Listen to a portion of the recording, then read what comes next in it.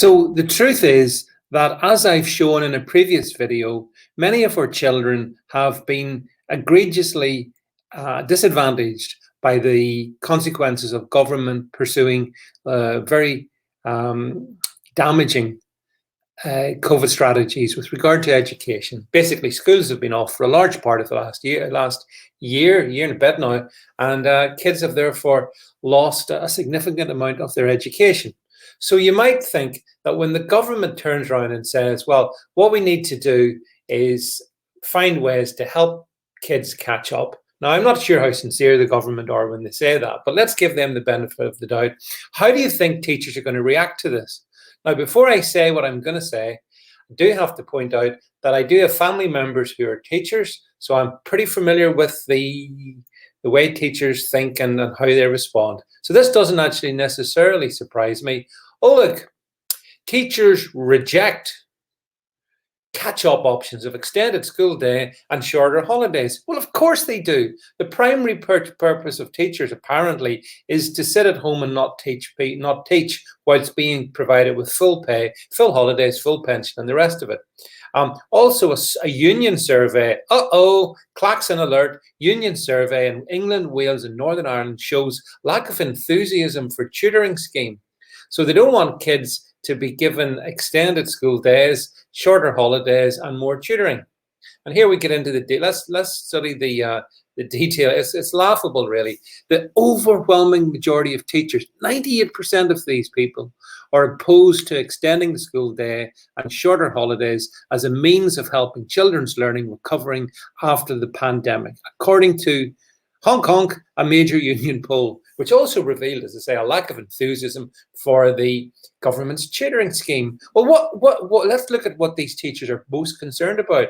Well, here we go. Look, the teachers have, however, described panic in families struggling without free school meal vouchers and having to support families evicted during the COVID crisis. I'm sorry, these are things that have never happened, being splurged out by Marxist trade unions to try and engender some level of sympathy towards teachers, when in actual fact, if this is their attitude, they deserve no sympathy whatsoever. So we read on here that, let's think about, well, what do teachers, so they don't want to allow kids to catch up with their education by having longer school days and shortening holidays, which, okay, you think, well, all right, what is their alternative then? Well, they believe the best way is, get this, flexibility in the curriculum, all right, as well as more opportunities for sports and exercise, as long as they're not competitive sports, right? And an increase in creative and practical learning. Yeah, get that? So basically, what they want to do is everything but deal with the core issues of the curriculum, such as it is. And as you can see here, just 20% of their members agree that tuition was important, and just 1 in 10 agreed that a strong focus on delivering all of the existing curriculum was the best way forward. So let's get to the conclusion. Conclusion is that school staff supported working with students in a way that is nimble and unconstrained by curriculum diktat. Gosh, those teaching unions really hate they really hate the curriculum, don't they? They just want to teach the things that they want to teach, regardless of anything else. So here we go. A couple of other things. Asked through multiple choice what interventions the government should be making, 85% of teachers, 85% said teacher workload should be kept at an acceptable level, i.e. they're all in favor of making life easier for teachers, and 80% called for a focus on the social and emotional well-being and mental need of students. Well, how come, if these students' academic needs are not met, isn't that damaging to their social and emotional well-being? And then again, the strange obsession. Here's it again. Almost 70% felt government should urgently tackle child poverty. Well, child poverty is fundamentally a left-wing obsession.